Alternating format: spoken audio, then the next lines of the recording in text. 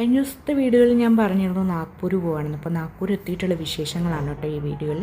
Railway സ്റ്റേഷനിലെത്തി ഊബറോ ഓല book ചെയ്യണോ അതോ ഓട്ടോ വിളിക്കണോ എന്നൊക്കെ ചിന്തിക്കുന്നതിന് മുമ്പ് തന്നെ 2-3 ഓട്ടോ ഡ്രൈവേഴ്സ് നമ്മുടെ അടുത്തേക്ക് വന്നു കേട്ടോ. അച്ഛനും അമ്മയൊക്കെ കണ്ടപ്പോൾ അവർക്ക് തോന്നിക്കാണും ഭാഷ അറിയില്ല എന്നുള്ളതുകൊണ്ട് അവർ പറ്റിക്കാൻ സാധിക്കും എന്ന് വിചാരിച്ചിട്ടാവണം വന്നത്. ആദ്യം ഒരാൾ വന്നിട്ട് നമുക്ക് എങ്ങോട്ടാണ് പോകേണ്ടതെന്ന് ചോദിച്ചു. അപ്പോൾ എത്ര രൂപയാവുമെന്ന് ചോദിച്ചപ്പോൾ 600 രൂപ എന്ന് പറഞ്ഞു. പിന്നെ കുറച്ച് ആൾ 500 രൂപയിലെത്തി.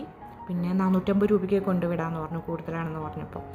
അപ്പോഴേക്കും മറ്റൊരാൾ വന്നിട്ട് അയാളുടെ വണ്ടി പഴയതാണ്, നമ്മളുടെ വണ്ടി പുതിയതാണ്, അപ്പോൾ ഞാൻ 400 രൂപയ്ക്ക് കൊണ്ടുവിടാമെന്ന് പറഞ്ഞു. വേറൊരാൾ വന്നിട്ട് ആ ഓട്ടം എടുത്തു. അപ്പോൾ എനിക്ക് അവർ തമ്മിലൊരു പറ്റിക്കുക, പിടിച്ചു പറിക്കുക എന്നാണ് എനിക്ക് തോന്നിയത്, ഒരു ലേലം വിളിയൊക്കെ പോലെ.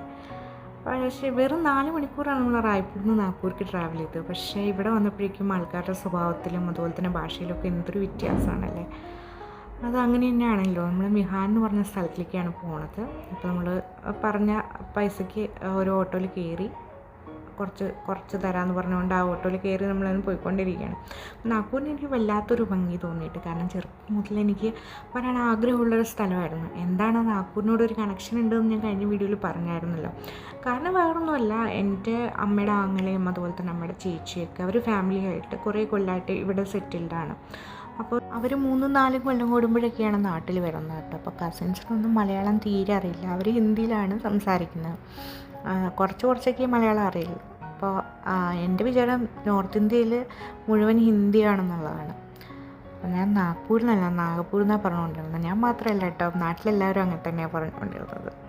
അപ്പോൾ അതാണ് എനിക്ക് നാഗ്പൂർ സിറ്റിയിൽ നിന്ന് കുറച്ച് ദൂരമുണ്ട് കേട്ടോ നമ്മൾ വന്ന സ്ഥലത്തേക്ക്. അപ്പോൾ ഇവിടെ അടുത്തൊരു ഫ്ലാറ്റാണ് ഞാൻ ബുക്ക് ചെയ്തത് താമസിക്കാനായിട്ട്. നമുക്ക് 2 ദിവസം താമസിക്കേണ്ടി വരും. ഓൺലൈനായിട്ടാണ് ബുക്ക് ചെയ്തത്. അപ്പോൾ അതിൻ്റെ ഡീറ്റെയിൽസൊക്കെ അടുത്ത വീഡിയോയിൽ പറയാം.